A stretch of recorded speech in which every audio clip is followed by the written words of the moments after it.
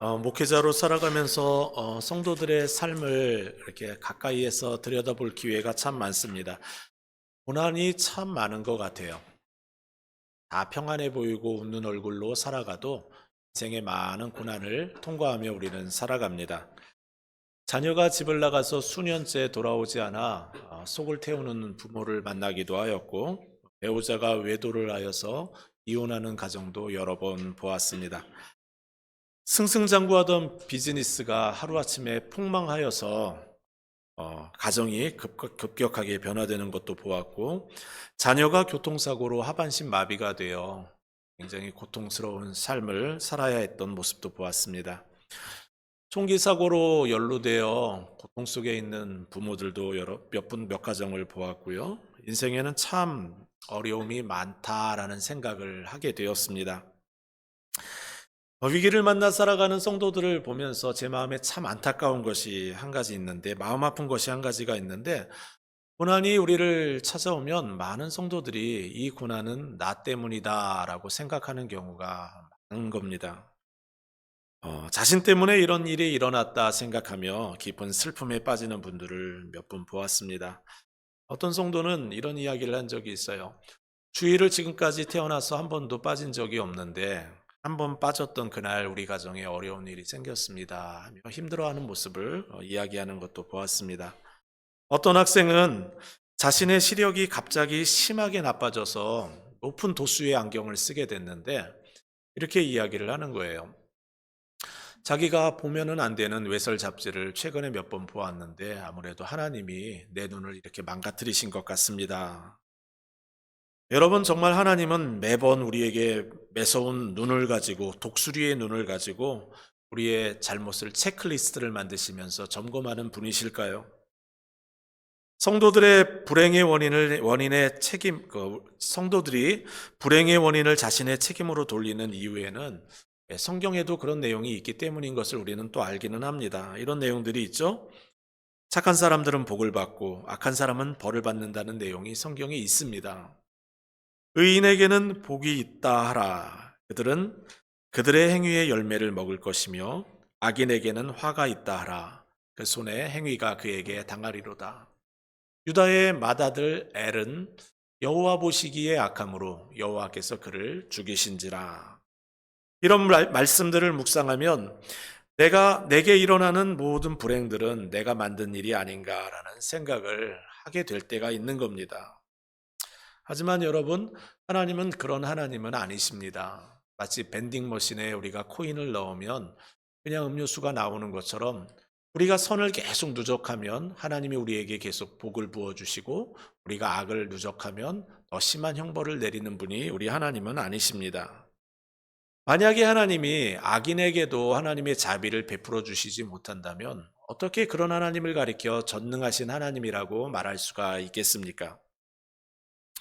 실제로 세상에는 악하게 살지 않는데도 불구하고 고난을 당하는 사람들이 많이 있습니다. 아우슈비츠에서 학살당했던, 독일군에게 학살당했던 사람들의 숫자가 600만 명이 넘는다고 하죠. 캄보디아 킬링필드에서 죽었던 사람들이 200만 명이 넘는다고 합니다. 여러분, 이들의 무참한 학살과 죽음은 과연 그들이 우리보다 악하게 살았기 때문에 일어나는 일들일까요? 오늘날 지구촌에서 일어나는 많은 전쟁의 소식들을 듣습니다. 과연 전쟁에서 죽어가는 많은 젊은이들은 악을 많이 행했기 때문에 죽는다고 생각하십니까? 욥기에는 왜 하나님께서 선한 사람들에게도 나쁜 일들이 벌어지는 것을 허용하는지에 대한 답을 줍니다. 욥은 여러분 아주 옛날 사람이에요. 주전 2000년경의 사람입니다. 성경에서 욥과 같은 시대를 살았던 사람을 뽑으라고 한다면 여러분, 아브라함이 여기에 속합니다. 욥기 1장 1절을 가서 보시면 욥이 어떤 사람인지를 소개하는데요. 온전하고 정직하여 하나님을 경외하며 악에서 떠난 사람이다. 그는 늘 하나님을 의식하며 살았습니다. 하나님을 경외하며 살았어요. 하나님과 친밀하게 살다 보니까 악에서 떠날 수밖에 없죠. 하나님을 경외하고 가까이 하면 악에서 멀어지죠. 정직해지죠. 온전함을 추구하는 사람이 됩니다. 욥이 온전하고 정직하여 하나님을 경외하여 악에서 떠난 사람이라고 평가한 것은 욥기를 쓴 저자만이 아닙니다. 하나님도 욥을 그렇게 여기셨어요. 하루는 하나님의 아들들이 하나님 앞에 섰고 사탄도 그들 가운데 있었습니다. 하나님께서 사탄에게 물어봤어요. 무엇을 하고 지내니? 세상을 돌아다니며 여러 사람들 어떻게 살고 있는지 보고 있습니다. 하나님이 갑자기 사탄에게 욥을 자랑합니다. 여호와께서 사탄에게 이르시되 내 종 욥을 주의하여 보았느냐? 그와 같이 온전하고 정직하여 하나님을 경외하며 악에서 떠난 자는 세상에 없느니라. 하나님이 욥을 어떻게 여기고 계십니까? 온전하고 정직하여 하나님을 경외하면서 악에서 떠난 자라고 이야기를 하고 있죠. 하나님이 이야기를 한 번만 한 게 아니에요. 욥기 1장 8절에 저렇게 나왔는데 오늘 우리가 읽은 본문 2장 2절에도 똑같이 이야기합니다. 하나님께서 사탄에게 이르시되 내가 내 종 욥을 주의하여 보았느냐? 그와 같이 온전하고 정직하여 하나님을 경외하며 악에서 떠난 자가 없느니라. 오늘날 세상에는 많은 그리스도인들이 살고 있는데 여러분 세상 사람들에게 많은 교회들이 비난을 받습니다. 왜 그렇습니까? 여호와를 경외하는 신앙을 상실했기 때문에 그래요. 하나님에 대한 존경, 경외심, 두려움, 하나님에 대한 이러한 마음이 마땅히 있어야 하는데 이것이 상실되고 나니까 세상 사람들과 별 차이가 없는 거예요. 예배는 드리지만 하나님에 대한 경외가 없으면 세상 사람들과 다를 게 하나도 없습니다. 똑같이 싸우고 목적을 위해서는 수단과 방법을 가리지 않습니다. 손해보는 것을 견디지 못합니다. 그런데 그리스도인들의 문제가 여기에 있습니다. 그런데 욥은 완전히 다릅니다. 오죽하면 하나님이 욥을 가리켜 내 종이라고 했을까요? 성경에 하나님이 내 종이라고 말한 사람이 그렇게 많지 않아요. 모세, 다윗, 욥 세 사람입니다. 하나님이 내 종이다 이렇게 말한 사람이에요. 욥이 얼마나 신실했는지 에스겔 14장 14절에는 이런 말씀이 있습니다. 비록 노아, 다니엘, 욥 이 세 사람이 거기에 있을지라도 그들은 자기의 공의대로 자기의 생명만 건질지라. 여러분 이게 무슨 이야기예요? 욥은 너무 정직하게 살았기 때문에 자기의 의로 자기의 생명을 건질 만한 그러한 사람이라는 거예요. 정말 놀라운 사실은 이 욥이 하나님의 백성 이스라엘 백성이 아닙니다. 이방인입니다. 그가 살았던 땅은 에돔 땅입니다. 욥이라는 이름도 히브리어가 아니에요. 그 당시 사용되었던 에돔 지역의 고유 언어였던 시리아 가나안 지역에서 사용되었던 이름입니다. 하나님의 뜻을 욥은 어떻게 알았을까요? 성경이 쓰여진 게 모세의 시대인데 욥이 살았던 시대로부터 500년이 더 지나야지 성경이 나오기 시작합니다. 그런데 욥은 이방인인데도 율법이 없는데도 아예 성경 자체가 존재하지도 않는데도 하나님은 욥을 가리켜 온전하고 정직하여 하나님을 경외하며 악에서 떠난 자다 이렇게 표현합니다. 여러분 신앙인이 회복해야 하는 모습이 바로 이겁니다. 하나님을 경외하는 신앙, 하나님과 가까이 살아가는 신앙. 이 신앙이 회복되면 하나님이 우리를 통해 영광을 받으십니다. 하나님의 이름이 명예롭게 여겨집니다. 그런데 그렇게 온전하고 죄 없던 욥이 고난을 받게 됩니다. 사탄에게 하나님이 칭찬했더니 사탄이 시비를 겁니다. 까닭없이 욥이 하나님을 예배하겠어요? 하나님을 예배하는 이유는 하나님이 복을 그 사람에게 많이 줬잖아요. 그러면서 하나님이 욥에게 베푼 은혜를 사탄이 설명하는데 이렇게 나와 있습니다. 주께서 그와 그의 집과 그의 모든 소유물을 울타리로 두르심 때문이 아니니까. 하나님이 딱 보호해 주셨다는 거예요. 하나님의 분깃으로 딱 안아주시고 침범하지 못하게 해주셨다는 거예요. 그리고 그가 하는 손으로, 주께서 그의 손으로 하는 바를 복되게 하셨다는 겁니다. 사람들은 우물을 파면 한 20개 파면 하나 물이 나오는데 욥은 파는 데마다 물이 나오게 해주셨다는 거예요. 그래서 하나님이 그의 소유물을 넘치게 하셨다는 겁니다. 성도 여러분, 이 마귀간 이야기를 잘 주목해 들으시기 바랍니다. 하나님이 보호하지 않으시면 우리의 안정과 우리의 편안함은 아무런 의미가 없습니다. 순식간에 사라질 수가 있어요. 우리가 똑똑하고 지식이 있어서 이민자로 살아가며 이곳에서 하나님이 주시는 평안을 누리는 게 아닙니다. 하나님이 베푸신 은혜입니다. 저는 성도들을 위하여 기도할 때마다 하나님이 이 복을 우리 모두에게 주기를 간구하며 기도합니다. 정말 이 복을 누리며 살아갔으면 좋겠습니다. 그런데 사탄이 이렇게 하나님을 자극하니까 하나님이 사탄에게 말합니다. 이제 사탄이 하나님께 이렇게 요청했습니다. 이제 주의 손을 펴서 그의 소유물을 치소서. 그리하면 틀림없이 주를 향하여 욕할 겁니다.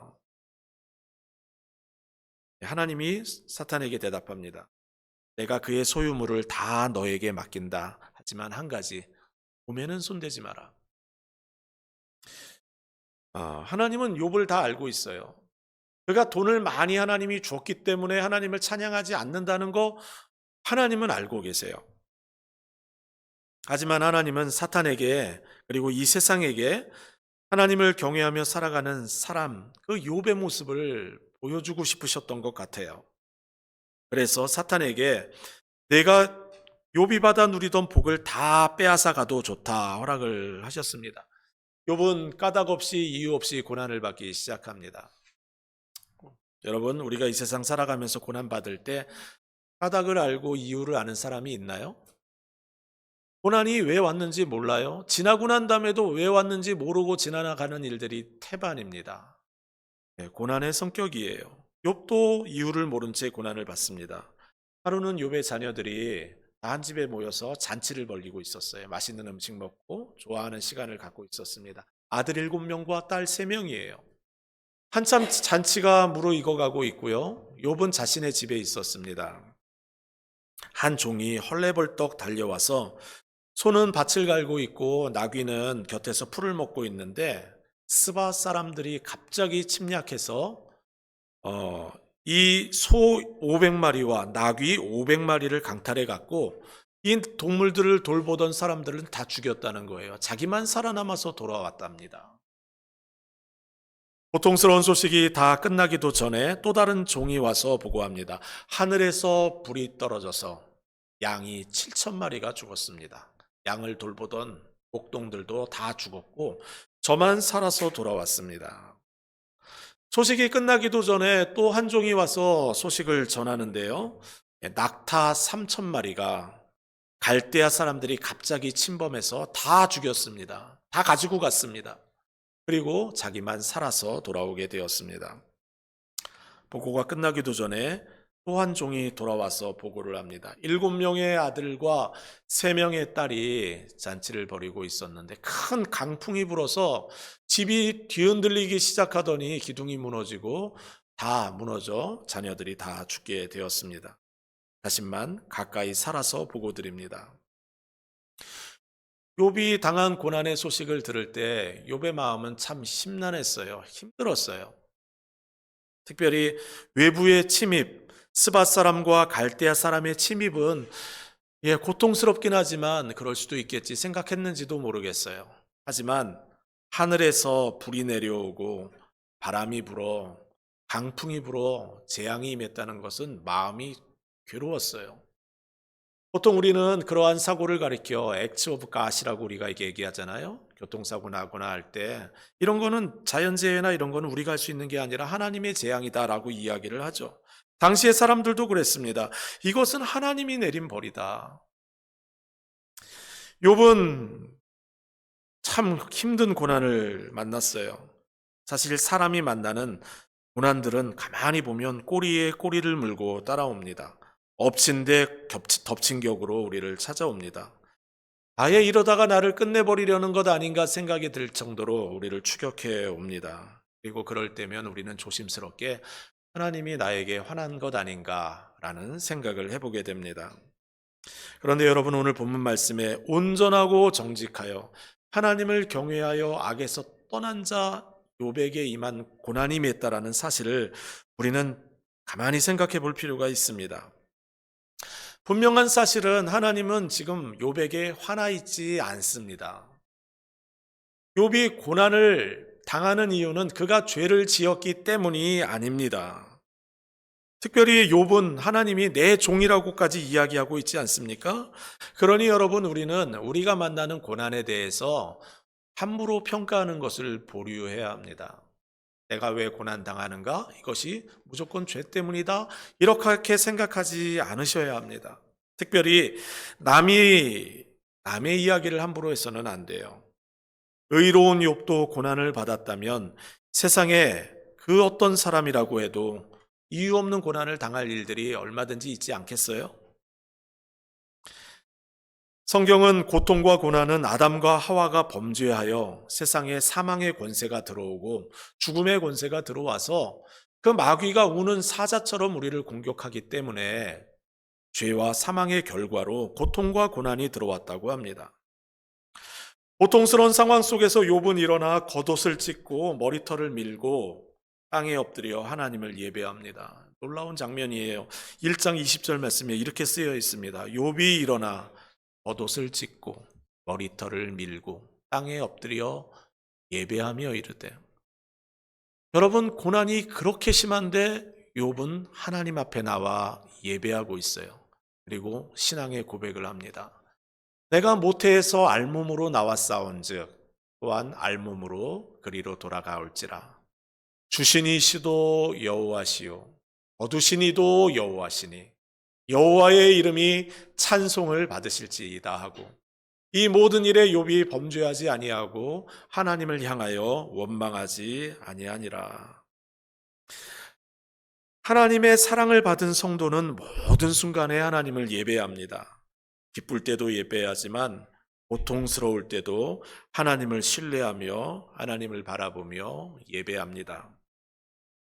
여러분, 믿음이 뭡니까?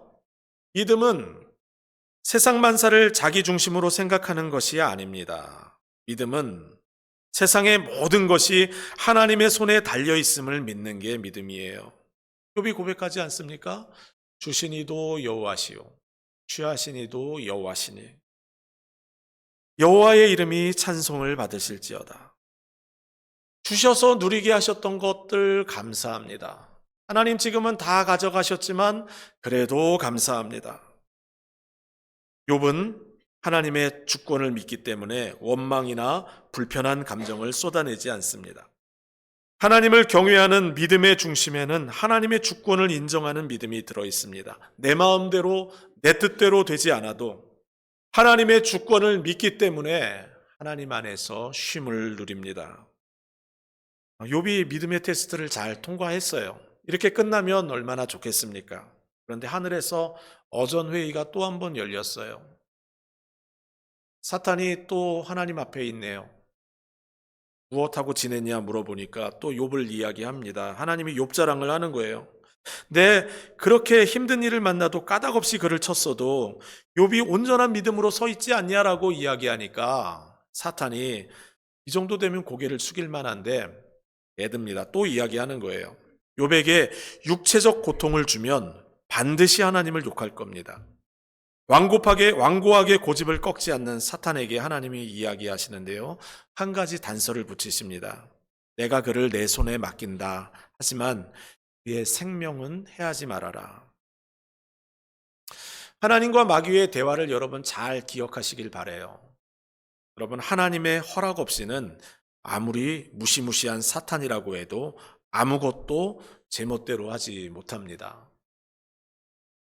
두 번째, 이 하늘 위에서 하나님은 사탄이 할 수 있는 일의 한계를 분명히 정해 주셨어요. 첫 번째 만났을 때는 몸에 손대지 말라고 하셨고, 두 번째 때는 생명에는 손대지 말라고 하셨습니다. 여러분, 기억하시기 바라요. 여러분이 아무리 어렵고 힘든 상황 속에 있다 하여도 하나님의 주권과 하나님의 보호하심은 마귀가 마음대로 할 수 있는 게 아니에요. 그렇기 때문에 우리는 안전할 수 있는 거예요. 사단이 욥을 공격합니다. 심한 피부병을 발바닥에서 정수리까지 일으켜 깨진 질그릇 조각을 가져다가 몸을 긁어야 간신히 살 수 있는 처지가 되었어요. 폭삭 망해버린 욥 옆에 아내가 나타나서 기껏 하는 이야기가 이렇습니다. 당신이 그래도 아직까지 당신의 완전함을 굳게 지키고 있어? 차라리 하나님을 저주하고 죽는 것이 낫겠소. 예. 사단이 욥에 대하여 오해했던 것 있잖아요. 하나님이 복을 많이 줘서 그래서 하나님 섬기는 거다. 이 모습이 지금 욥의 아내에게서 보여요. 그런데 욥은 그런 사람이 아닙니다. 어리석은 아내에게 이렇게 말합니다. 그대의 말이 한 어리석은 여자의 말과 같도다. 우리가 하나님께 복을 받았은즉 화도 받지 아니하겠느냐 하고 이 모든 일에 욥이 입술로 범죄하지 아니하니라. 욥은 고난과 고통이 가중되어도 하나님의 주권을 신뢰하며 입술로 범죄하지 않았습니다. 하나님을 예배했습니다. 스페퍼드라고 하는 장로님이 계세요. 부흥사로 무디 목사님과 함께 오랜 세월 같이 사역했던 장로님입니다. 변호사로 큰 돈을 벌었습니다. 선교사님의 무디 목사님의 사역을 전적으로 후원하며 지냈어요. 그런데 1871년 사랑하던 아들이 4살 된 아들이 열병으로 죽게 되었어요. 그리고 그 해에 그 슬픔이 가시기도 전에 시카고에 대화재가 일어나서 그의 빌딩을 태워 모든 재산이 한순간에 사라져 버렸습니다. 2년이 지난 후에 그의 가족들과 함께 유럽으로 여행을 가기로 마음을 정하고 본인은 할 일이 남아 있어서 아내와 4아이들을 보냈어요. 그런데 이 배가 이 여객선이 대서양을 지나가다가 철을 싣고 가던 상선과 충돌하던 바람에 4딸이 다 죽임을 당했습니다. 아내만 겨우 홀로 살아서 영국에 도착했다는 소식을 듣게 되었어요. 전보를 받아들은 스페퍼드는 곧바로 배를 타고 영국을 향해 갑니다. 대서양을 건너며 4아이가 죽은 지점을 지나며 눈물을 흘리며 하나님께 기도합니다. 그때 지은 노래가 찬송가 413장입니다. 내 평생에 가는 길 순탄하여 늘 잔잔한 강 같든지 큰 풍파로 무섭고 어렵든지 내 영혼은 늘 편하다. 내 영혼 평안해. 내 영혼 평안해. 영어 가사를 직역하면 이렇게 되어 있어요. 평화가 강물처럼 내 길을 따를 때에도 슬픔이 바다의 큰 파도처럼 밀려올 때에도 내게 어떤 일이 닥치든 주께서 내게 가르치셨네. 내 영혼 평안해. 내 영혼 평안해. 믿음의 성도들은 자신이 만난 수렁 같은 인생의 고난 가운데서도 하나님을 찬양합니다. 하나님이 주시는 평안을 누립니다. 하나님을 원망하지 않습니다. 바울이 그랬어요. 바울이 너무 고통스러웠거든요. 하나님께 고쳐달라고 3번 기도했는데 하나님이 안 고쳐주시겠대요. 이렇게 말씀하셨습니다. 내 은혜가 내게 족하도다. 이는 내 능력이 약한 데서 온전하여 짐이라 하신지라. 그러므로 도리어 크게 기뻐함으로 나의 여러 약한 것들 대하여 자랑하리니 이는 그리스도의 능력이 내게 머물게 하려 함이라. 안 고쳐주신대요. 그리고 하시는 말씀이 내가 약할 때 하나님은 강하고 내 능력은 약한 데서 온전해진다라고 말씀하셨어요. 성도가 약할 때, 고난 가운데 있을 때 하나님의 주권을 신뢰하고 하나님을 전적으로 의지하면 하나님의 강함이 나타납니다. 하나님의 은혜가 나타나요. 하나님이 우리를 사용하는 때가 언제냐? 우리가 고난 가운데 있을 때 전적으로 하나님을 신뢰하며 하나님의 주권을 찬양할 때 하나님은 우리를 통하여 그의 거룩하심을 나타내고 그의 영광을 나타내십니다. 바울이 이 사실을 알게 되었어요. 그러니까 이 고난이 더 이상 고난이 아닌 거예요. 감당할 능력이 되는 거예요. 힘이 되는 거예요. 오히려 크게 기뻐하고 나의 약한 것들에 대하여 오히려 자랑한다고 이야기를 합니다. 여러분, 이 고난 속에 욥이 있는데요. 하나님은 이 고난을 통해서 또 한 가지 복을 주시는데 하나님 더 가까이 이끌어 가시는 거예요. 욥은 이 고난을 다 마치고 난 후에 그가 고백하잖아요. 이전에는 내가 하나님을 듣기만 했는데 이제는 눈으로 봅니다. 고백해요. 고난으로 인하여 하나님을 깊이 만난 거예요. 욥기를 연구하면서 저는 욥이 하나님과 얼마나 친밀하게 지냈는지에 대하여 여러 번 놀랐습니다. 하나님이 욥에게는 모든 비밀을 다 알려주신 것 같아요. 주전 2000년경, 지금으로부터 4000년이 넘는 오래된 사람이에요. 예수님이 오시기 2000년 전의 사람이에요. 그런데 구원의 역사, 예수님의 역사를 다 소개해 주셨습니다. 14장 14절. 사람이 죽으면 어찌 다시 살리이까? 나는 나의 모든 고난의 날을 참고 기다리겠나니 내 해방의 날이 이를 때까지니이다. 여기 이 해방의 날이 표준세 번역 성경을 보니까 내가 변하는 날로 번역되어 있어요. 욥은 자신이 홀연히 변화하여 하나님을 볼 것에 대한 기대를 가지고 있습니다. 죽음으로 그의 인생이 끝나는 것이 아니라, 이렇게 고통 가운데 그의 인생이 끝나는 것이 아니라 그에게는 소망이 있다는 거예요. 욥기 19장 25절은 더 놀랍습니다. 내가 알기에는 나의 대속자가 살아계시니 후일에 그가 땅 위에 서실 것이라. 나의 대속자가 살아계시다. 리디머가 살아계시다는 거예요. 리디머가 누구예요? 예수 그리스도예요. 우리의 죄를 속량하실 예수 그리스도가 지금 살아계신 것을 욥은 알고 있대요. 그리고 그가 후일에 땅 위에 서게 될 것을, 예수님이 이 땅에 오셔서 고난당하실 것을 알고 있는 거예요. 어떻게 압니까? 하나님이 욥에게는 다 알려주신 거예요. 욥기 19장 26절은 또 놀라운 이야기를 합니다. 나의 이 가죽, 이것이 썩은 뒤에도 내가 육체 밖에서 하나님을 보리라. 번역 성경을 보면 여러분 영어 성경과 상당히 비슷한데 이렇게 되어 있습니다. 이렇게 내 피부가 다 썩어 없어져도 나는 여전히 내 몸으로 하나님을 보게 될 것입니다.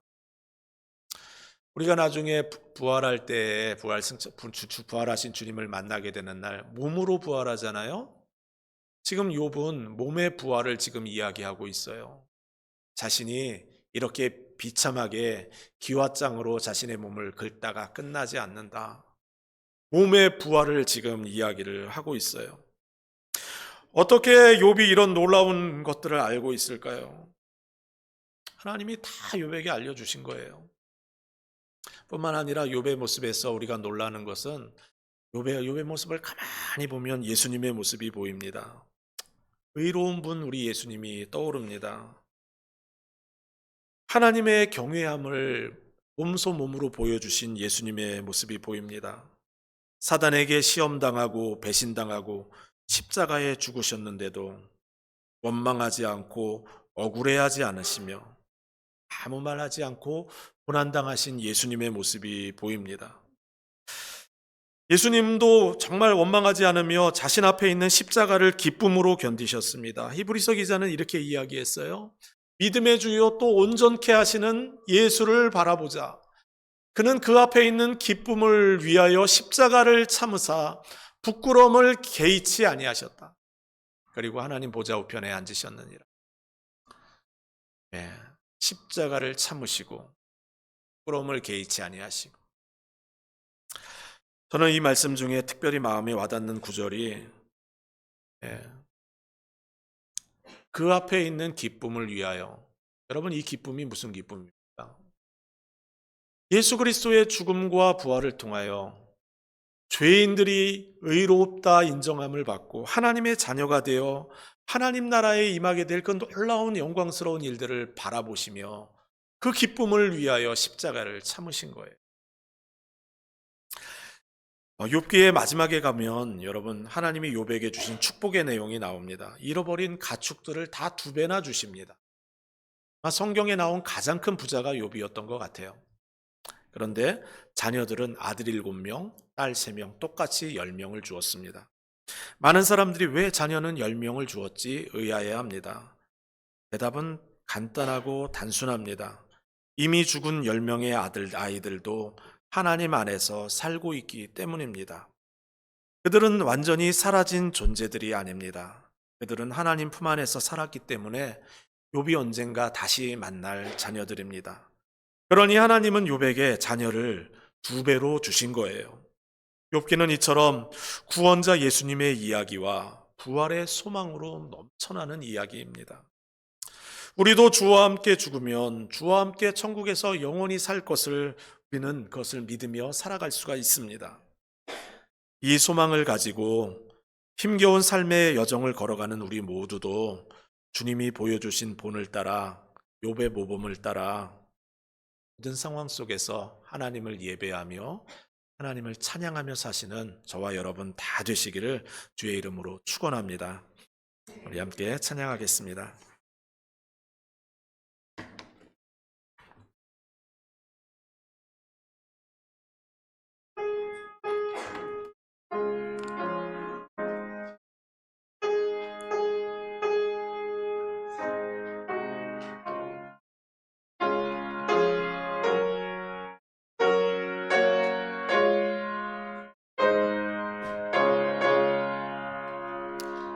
내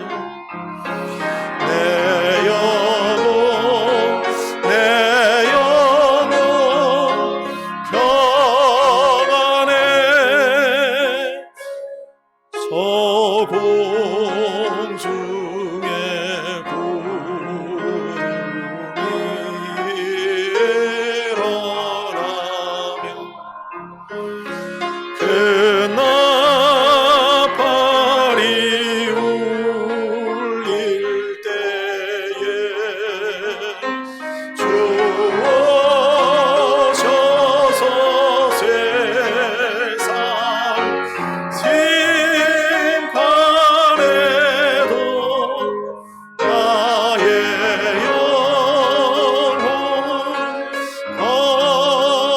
겁없으리. 내 영혼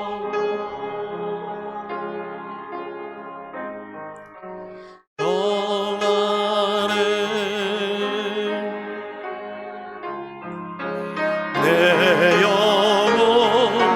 내 영혼 평안해.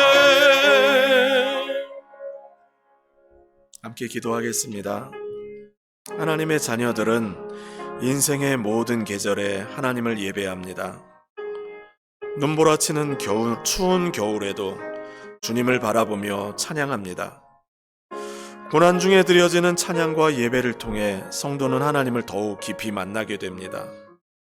우리의 약함을 통해 하나님의 강하심이 드러나고 하나님의 영광을 받으시며 깨진 조각과도 같은 우리 인생도 하나님이 보호하고 계시고 지키고 계심을 알게 됩니다. 우리가 만난 고통이 아무리 크다고 하여도 우리는 하나님의 품 안에서 안전합니다. 주여, 나의 모든 상황 속에서 주님을 찬양하며 예배하며 살게 하옵소서. 고난과 역경을 묵상하지 않고 모든 것을 주관하고 계신 하나님을 묵상하면서 하나님 더욱 깊이 만나는 삶 살게 하옵소서. 우리 함께 기도하며 나아가겠습니다. 사랑과 은혜 많으신 아버지 하나님, 아버지 하나님, 우리가 만나는 많은 일들을 인하여 주님 앞에 더 가까이 가기를 원합니다. 하나님, 무너지는 우리의 인생 속에서도 하나님을 의지하며 힘을 얻기를 원합니다.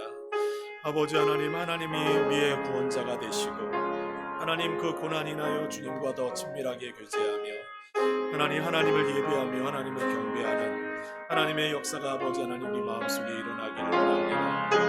하나님 아버지, 오셔서 우리 안에 말씀하여 주옵소서. 내니안 안심하라 말씀하여 주시고 우리 속사람을 주의 은혜와 능력으로 주께서 새롭게 하여 주옵소서. 아버지 하나님, 구하옵고 원하옵는 것은 정말 주님의 은혜를 사모합니다. 아버지 하나님, 은혜를 사모합니다. 하나님, 우리 중에 고난당하는 자가 있습니까? 찬양하고 예배하며 주님 보게 하여 주옵소서. 찬양하고 예배하며 주님 보게 하여 주옵소서. 주의 거룩함과 주의 경외함이 주님 아버지 하나님 나타나게 하여 주시고 우리를 통하여 영광 받으시는 하나님을 보게 하여 주옵소서. 하나님, 우리 안에 새 일을 행하여 주옵소서. 주님, 평안하게 하여 주옵소서. 내니 안심하라 말씀하시는 주의 음성 듣게 하여 주옵소서. 내가 함께한다 말씀하시는 주의 은혜 듣게 하여 주옵소서. 위로하시는 하나님의 위로를 듣게 하여 주옵소서. 힘을 주시는 은혜를 경험하게 하여 주옵소서. 하나님, 오셔서 우리 안에 새 일을 행하여 주옵소서. 주님, 일하여 주옵소서. 주님, 함께하여 주옵소서. 예수님의 이름으로 기도드립니다.